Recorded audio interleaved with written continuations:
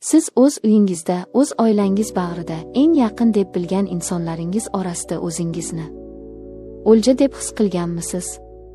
Men his qildim.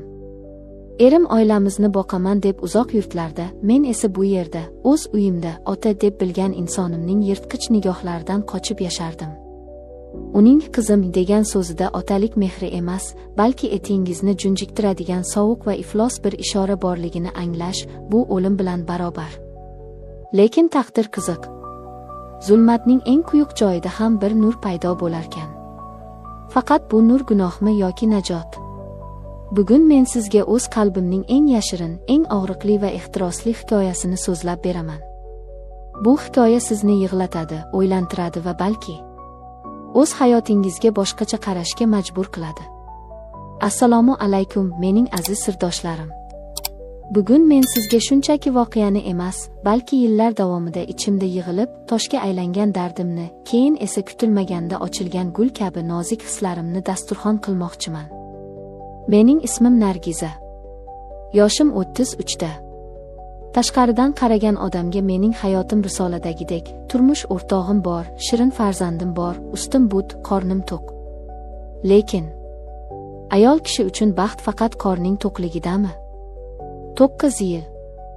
Ha, ropparosa 9 yil bo'ldi turmush qurganimizga. Bu yillar davomida erim bilan munosabatimiz xuddi tinch oqayotgan, lekin suvi loyqa daryoga o'xshardi. U yomon odam emas, yo'q. Mehnatkash, ro'zg'orim deydi. Lekin uning hayotida ish degan narsa mendan ustunroq edi. Avvaliga kunlik ishlar, keyin navbatchiliklar, mana endi esa Rossiya. 1-2 yil ishlab kelaman, uyimizni yangilaymiz, mashina olamiz, dedi u ketishidan oldin. Men rozi bo'ldim. O'zbek ayolining taqdiri shu, sabr qilish, kutish. Lekin u ketgach, uyimizdan fayz ham, iliqlik ham ketgandek bo'ldi. Har kuni bir xil ssenariy, ertalab turish, bolani bog'chaga berish, ishga yugurish, kechqurun uy ishlari, charchoq va muzdek bo'sh yostiqni quchoqlab uxlash. Erim bilan telefonda gaplashamiz, lekin suhbatlarimiz quruq. Pul keldimi, bola yaxshimi, yaxshi o'tiribsizlarmi? Biror marta Nargiza, o'zingni qanday his qilyapsan? Meni sog'indingmi? Men seni sog'indim degan so'zni eshitmadim. Ayol qulog'i bilan sevadi, deyishadi. Mening quloqlarim esa sukunatdan shang'illab qolgandi. Yuragimda bir paytlar yashagan o'sha iliqlik, ayollik g'ururi asta-sekin so'nib, o'rnini qop-qora bo'shliq egallayotgan edi. Shu yillar ichida erimning yo'qligida menga eng yaqin bo'lgan, doim holimdan xabar olib turadigan inson bu qaynotam edi. Avvaliga men buni otalarcha g'amxo'rlik deb bildim. Kelinim yolg'iz qolmasin, o'ksimasin deydilar deb o'ylardim. Lekin vaqt o'tgani sari insonning tabiati o'zgararmikan yoki asl yuzi ochilarmikan? Qaynotam 50 dan oshgan, hali tetik, o'ziga qarab yuradigan kishi. Bir kuni kechqurun bolamni uxlatib, oshxonada idish yuvayotgandim. Suvning shildirashi xayolimni olib qochibdi. To'satdan yelkamda birovning nafasini sezdim. Cho'chib tushdim. Ortga o'girilsam, qaynotam. U juda yaqin, haddan tashqari yaqin turardi. Qizim, yana yolg'iz qoldingmi, dedi u sekin, xirillagan ovozda. Men o'zimni o'nglab, jilmayishga harakat qildim. Ha, dadajon, o'g'lingiz ishlari ko'pda, u menga uzoq tikildi. O'sha nigoh. Hozir ham eslasam, etim jimirlab ketadi. Bu otaning qiziga qarashi emasdi. Bu nigohda achinish bor edi, ha. Lekin uning tagida yashirin bir ochlik, qandaydir erkakcha baholash bor edi. U mening ko'zlarimga emas, lablarimga, bo'ynimga, keyin esa butun qomatimga tikilib turardi. Sen juda sabrli ayolsan, Nargiza, dedi u bir qadam oldinga siljib. Har bir erkak bunday ayolni boshiga ko'tarish kerak. O'g'lim, u sening qadringga yetmayapti. Bu gaplar zaharli asalga o'xshardi. Bir tomondan maqtov, ikkinchi tomondan erimga bo'lgan hurmatimni sindirishga urinish. Men noqulaylikdan qizarib ketdim. Rahmat, dadajon, choy damlab beraymi, deb mavzuni o'zgartirdim va tezda u yerdan chiqib ketishga urindim. Lekin u yo'limni to'sdi. Qo'lini yelkamga qo'ydi. O'zingni ehtiyot qil, qizim. Sen biz uchun, men uchun juda qadrlisan. Uning qo'li yelkamdan biroz pastga sirg'aldi. Bu tasodifmidi? Yoki ataylab qilingan harakat? Men o'zimni olib qochdim.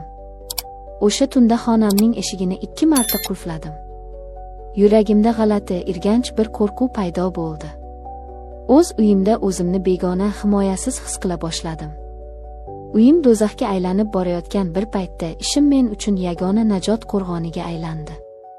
Har kuni ertalab uydan qochib chiqardim. Va mana shunday kulrang, umidsiz kunlarning birida ofisimizga yangi xodim keldi. Azamat. 25 yoshlarda. Ko'zlari charaqlab turgan, yuzidan nur yog'iladigan, ochiq ko'ngil yigit. U kirib kelishi bilan xonadagi muhit o'zgargandek bo'ldi. Biz bir bo'limda ishlay boshladik. Avvaliga u menga shunchaki hurmat bilan "Opar" deb murojaat qildi. Lekin uning "Opar" deyishida ham qandaydir mayinlik, ehtirom va samimiyat bor edi. Bir kuni tushlik payti hamma oshxonaga chiqqanda, men ishim ko'pligidan joyimda qoldim. Boshimni qog'ozlardan ko'tarmay o'tirardim.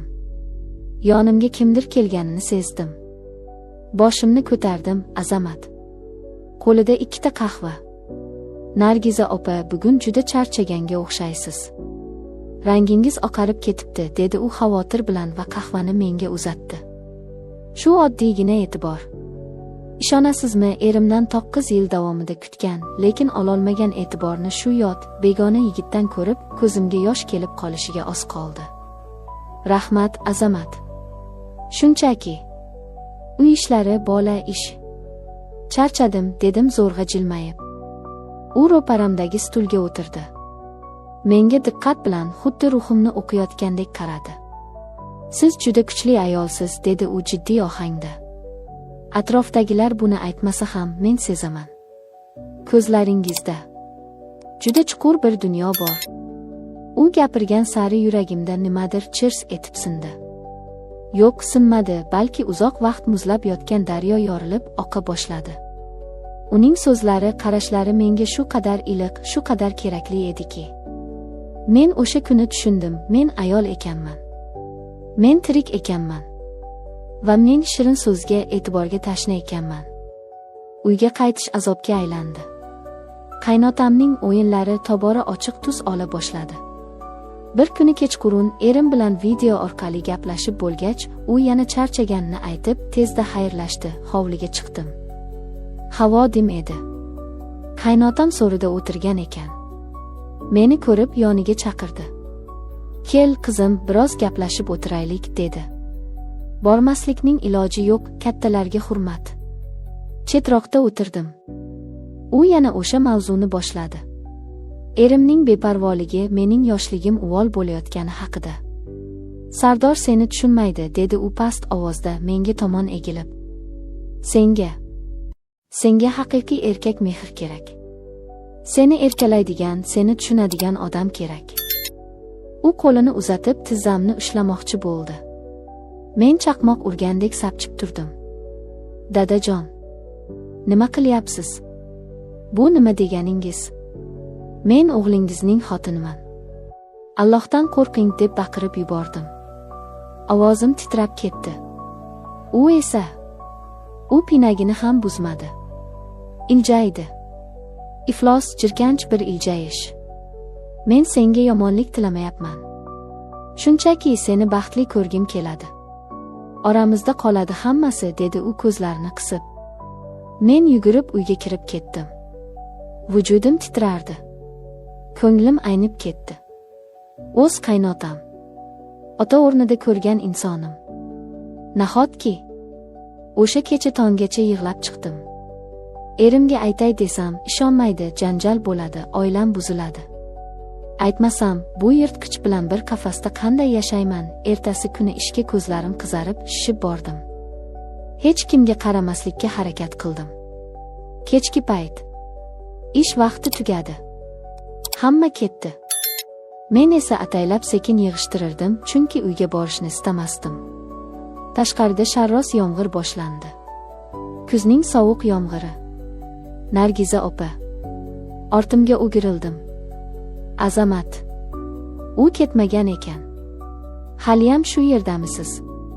Hamma ketdi-ku, dedi u eshikka suyanib. Hozir ketaman, dedim u o'zimni tutolmay yig'lab yubordim. Barcha yig'ilgan alamlar, qo'rquvlar portlab chiqdi.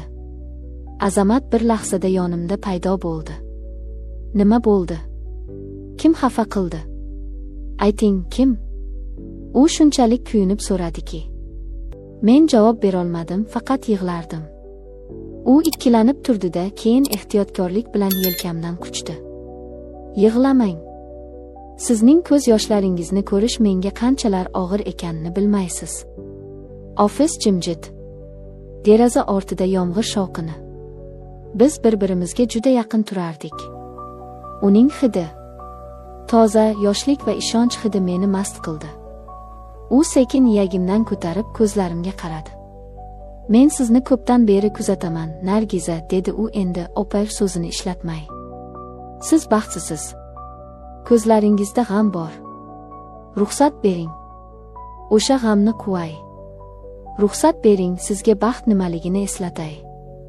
Bu so'zlar, bu men kutgan, men muhtoj bo'lgan so'zlar edi. Azamatning yuzi menga yaqinlashdi. Yuragim ko'krak qafasimni yorib chiqay dedi. Aqlim to'xta, bu xiyonat deb baqirardi. Lekin qalbim xo'rlangan ayollik g'ururimki bir marta, faqat bir marta yasha deb faryod qilardi. Uning lablari labimga tekkanda men dunyoni unutdim. Erimni, qaynotamni, uyatni, hammasini unutdim. Bu shunchaki o'pich emasdi. Bu cho'kayotgan odamning havodan nafas olishi edi. Uning quchog'i shunday issiq, shunday xavfsiz ediki, men o'zimni yillar davomida birinchi marta himoyalangan his qildim. Biz uzoq vaqt shunday turdik. Yomg'ir bizning gunohimizni va dardimizni yuvayotgandek edi. O'sha kecha uyga qaytmadim. Ota-onamnikiga bordim. Yo'lda uzoq o'yladim. Azamat menga, men siz bilan har qanday yo'lga tayyorman. Faqat ayting, degandi xayrlashayotib. Men tanlov qilishim kerak edi. Bir tomonda xiyonatkor, beparvo er va yirtqich qaynota, doimiy qo'rquv va xo'rlik. Ikkinchi tomonda noma'lumlik, el-yurt gapi, lekin sevgi, hurmat va baxt ehtimoli. Ertasi kuni ertalab men qaror qildim. Qaynotamning uyiga bordim. Faqat narsalarimni olish uchun. Qaynotam hovlida edi. Meni ko'rib yuzida istehzoli kulgi paydo bo'ldi. Kelyapsanmi, Araschi, dedi. Men unga tik qaradim. Ko'zlarimda endi qo'rquv yo'q edi. Nafrat va qat'iyat bor edi. Men ketyapman, dedim baland va aniq ovozda. O'g'lingizga hammasini aytaman. Sizning qilig'ingizni ham, o'zimning qarorimni ham. Men endi sizning o'yinchog'ingiz emasman. Uning rangi oqardi. Nima? Sen isbotlay olmaysan, deb g'o'ldiradi. Menga isbot kerak emas. Menga erkinlik kerak, dedim va chamadonimni olib darvozadan chiqib ketdim. O'sha zax bosgan devorlari meni ezaveradigan uydan butunlay chiqib ketdim. Telefonda erimga hamma haqiqatni aytdim. U baqirdi, so'kdi, ishonmadi. Lekin menga endi baribir edi. Men qafasni sindirgan edim. Hozir men alohida yashayapman. Kichkina ijara uyda, lekin o'z tinchligim bilan. Ajrashish jarayoni ketyapti. Qiyin, juda qiyin. Odamlarning gapi, qarindoshlarning ta'nasi. Lekin yonginamda Azamat bor. Biz hali birga emasmiz, men halol bo'lib olishimni kutyapmiz. Lekin u meni har kuni qo'llab-quvvatlaydi. U mening nafaqat sevgilim, balki eng yaqin do'stimga aylandi. Men baxtlimanmi? Bilmadim. Lekin men endi qo'rqmayman. Men endi yolg'iz emasman. Va eng muhimi, men endi o'zimni hurmat qilaman. Aziz ayollar, sizga aytar so'zim shu: hech qachon sabr qilish kerak deb o'zligingizni, g'ururingizni toptashlariga yo'l qo'ymang. Zulmga, shilyoqlikka chidamang. Baxt bu kimningdir soyasida yashash emas, baxt bu o'z hayotingizning egasi bo'lishdir. Ba'zan yangi hayot boshlash uchun eski ko'priklar yonib ketishi kerak bo'larkan. Men o'sha ko'prikni yoqdim va bundan zarracha ham afsuslanmayman. E'tiboringiz uchun rahmat. O'zingizni asrang.